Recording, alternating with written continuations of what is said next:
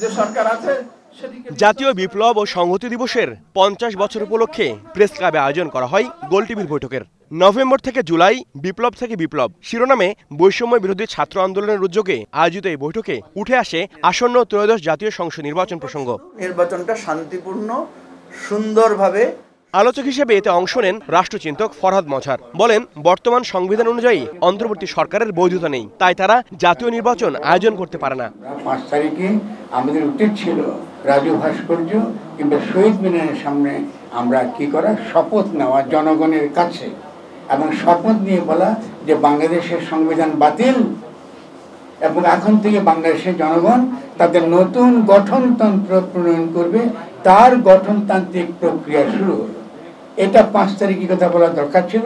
আমরা একটা অবৈধ সরকারের উপর বসে আছি, যতই আমরা বড় বড় কথা বলি না কেন। এই সরকারের কোনো এখতিয়ার নাই এরকম জাতীয় ঐক্যমত্য কমিশন তৈরি করা। এই সরকারের কোনো এখতিয়ারই নেই কোনো কমিশন তৈরি করা, কারণ এটা ইললিগাল গভর্নমেন্ট। রাজনীতিতে কালো টাকার প্রসঙ্গ টেনে তিনি বলেন, কেউ কমপক্ষে 20 কোটি টাকার মালিক না হলে এদেশে নির্বাচন করা সম্ভব হয় না। এই প্রক্রিয়া রাজনৈতিক নতুন বাস্তবতায় আপনারা অংশগ্রহণ করতে চান, আগামী দিনে দেশকে নেতৃত্ব দিতে চান, একটু হাত তোলেন দেখি কার কার 20 কোটি টাকা আছে, হাত তোলেন। আমি আসে কেউ? তা আপনার তো বাতিল হয়ে গেছে নির্বাচন, আপনার তো এই নির্বাচন থেকে অলরেডি বাতিল করে ফেলছে তারা। লুটেরা মাফিয়া শ্রেণী আপনাদেরকে বাতিল করে দিয়েছে।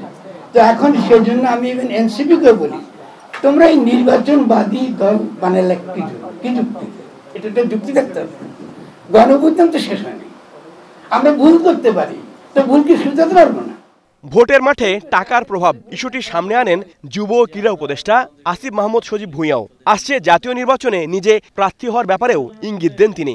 একটা প্রশ্ন মনে করেছেন যে এইখানে কয়জনের 20 কোটি টাকা আছে? 20 কোটি টাকা না থাকলে তো কেউ নির্বাচন করতে পারবে না। মানে বাংলাদেশের যে বর্তমান বাস্তবতা, এই বাস্তবতায় অন্তত 10-20 কোটি টাকা না হলে কারো আসলে নির্বাচন করার মানে করতে পারবে, নমিনেশন কিন্তু যেমন বাজেয়াপ্ত হবে আর কি। এই বাস্তবতায় তো আসলেই যাদের কাছে ওই কালো টাকা আছে তাদেরই মানে সুযোগ আছে আজকে নির্বাচনে অংশগ্রহণ করা, অথবা কাউকে যদি কেউ দেয়, আপনি এবার কারো থেকে টাকা নিয়ে যে নির্বাচন করবেন, নির্বাচিত হয়ে আসার পর তো আপনাকে তার স্বার্থ বাস্তবায়ন করতে হবে। জোরান মামদানির কথা অনেকে বলেন যে সম্ভব, কিন্তু এটা এক্সেপশনাল কেস।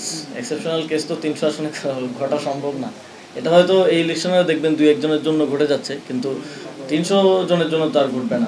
আগামী 13 নভেম্বর কার্যক্রম নিষিদ্ধ আওয়ামী লীগের ডাকা লকডাউনের ব্যাপারে সবাইকে সতর্ক থাকার আহ্বান জানান আলোচকরা। হাবিবুর রহমান অফি, স্টার নিউজ, ঢাকা।